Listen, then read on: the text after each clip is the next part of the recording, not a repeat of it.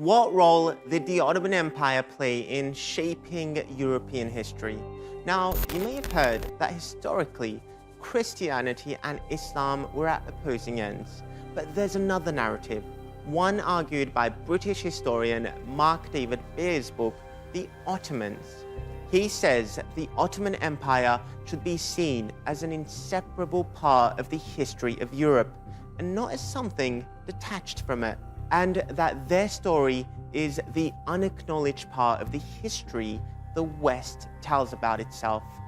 The common European narrative about the Ottomans emphasizes a religious empire that the European Christendom sought to remain separate from.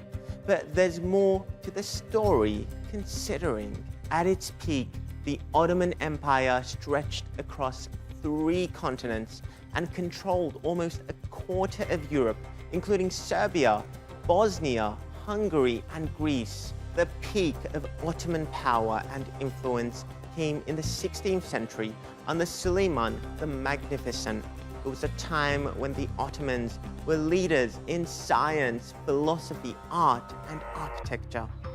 To Europeans who both feared and admired him, he was Suleiman the Magnificent. During Suleiman the Magnificent's 40-year reign, he ruled over 25 million people on 3 continents. His empire was rich, diverse, and always expanding. Their influence and culture is still found throughout these regions. The period under Suleiman was also a time of peace and prosperity, where various ethnic groups and religions lived together.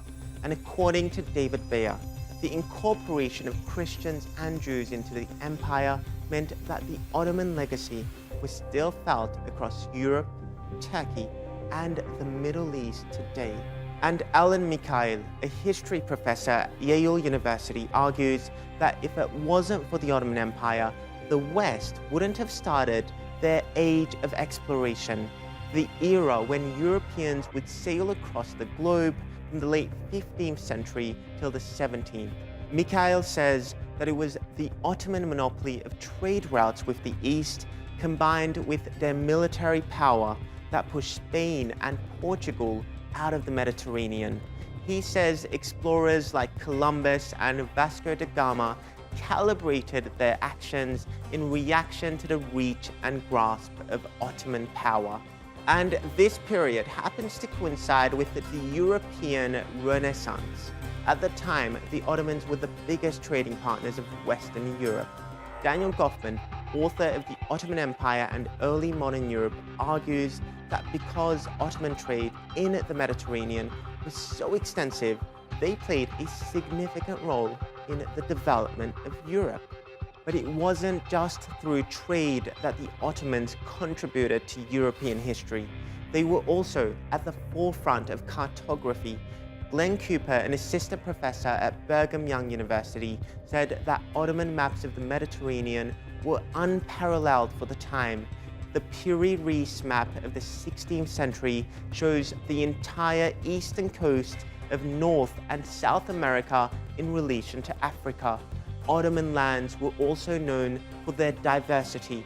One great example of this happened after 1492, when Spain expelled its Jewish population. Cooper says the only place for them to go was to Ottoman lands, which welcomed their talents and accepted what they could offer. The end of the Ottoman Empire also ended the golden age of Jewish and Arab cooperation. When we think of European history, we remember the Roman emperors, Frankish kings, and Russian tsars. But often overlooked were the Ottomans, who were territorially just as integrated into Europe as their Roman predecessors. And that integration coincided with arguably 2 of Europe's most important turning points, the Age of Exploration and the Renaissance, both of which are hard to imagine happening without the Ottomans.